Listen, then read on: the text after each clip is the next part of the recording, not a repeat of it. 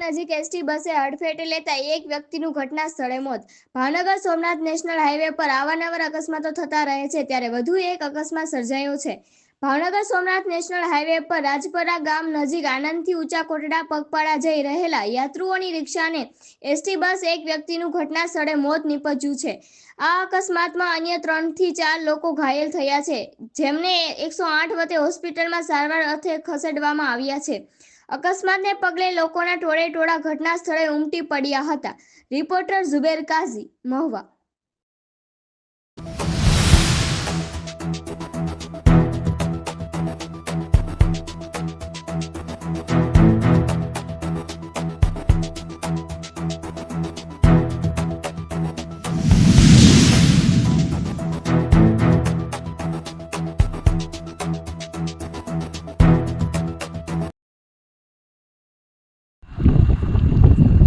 આણંદ જિલ્લામાંથી આવીએ છીએ.